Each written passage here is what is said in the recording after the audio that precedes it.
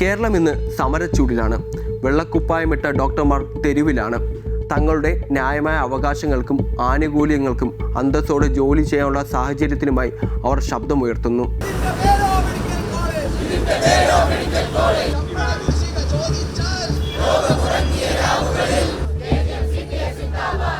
അത്യാഹിത വിഭാഗങ്ങളെ മാറ്റി നിർത്തി അവർ പണിമുടക്കുമ്പോൾ ഭരണകൂടം ചർച്ചകൾക്ക് നിർബന്ധിതമാകുന്നു.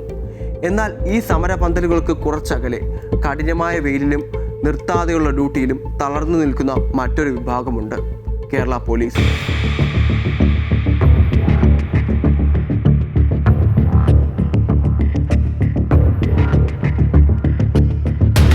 ഡോക്ടർമാർ അനുഭവിക്കുന്ന അതേ ശമ്പള പരിഷ്കരണത്തിലെ പോരായ്മകളും ഇതിലും വലിയ ജോലിഭാരവും അവർക്കുമുണ്ട്. പക്ഷേ ആ യൂണിഫോമിനുള്ളിൽ പ്രതിഷേധിക്കാൻ അവർക്ക് അവകാശമില്ല.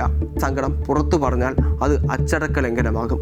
15 മുതൽ 18 മണിക്കൂർ വരെ നീളുന്ന ജോലി സമയം അവർക്ക് ഇന്നും ഒരു നിത്യ സംഭവമാണ്. മാസങ്ങളോളം വീക്കിലി ഓഫ് ഇല്ലാത്ത അവസ്ഥ. ഈ വിശ്രമമില്ലായ്മ അവരെ മാനസികമായി തളർത്തുന്നു. ശമ്പള സ്കെയിലിലെ അപാകതകളും റിസ്ക് അലവൻസുകളുടെ കുറവും ഒരു വശത്ത്, മറുവശത്ത് തെരുവിൽ ഗുണ്ടകളാൽ മർദ്ദിക്കപ്പെടുമ്പോൾ കൈകെട്ടി നിൽക്കേണ്ടി വരുന്ന നിസ്സഹായ അവസ്ഥ. ഇതിനെല്ലാം പുറമെയാണ് ഉന്നത ഉദ്യോഗസ്ഥരുടെ ഭാഗത്തു നിന്നുള്ള മാനസിക പീഡനങ്ങളും അനാവശ്യ സസ്പെൻഷനുകളും. കണക്കുകൾ ഭയപ്പെടുത്തുന്നതാണ്. കേരളത്തിൽ പോലീസ് ആത്മഹത്യകൾ വർദ്ധിക്കുന്നു. അമിത ജോലിഭാരവും സങ്കടങ്ങൾ പങ്കുവെക്കാൻ ഒരു ഇടമില്ലാത്തതുമാണ് ഇതിൻ്റെ പ്രധാന കാരണം. ഡോക്ടർമാരെ പോലെ തന്നെ പോലീസുകാരും മനുഷ്യരാണ്. അവർക്കും വികാരങ്ങളുണ്ട്, കുടുംബമുണ്ട്, നീറുന്ന സങ്കടങ്ങളുണ്ട്.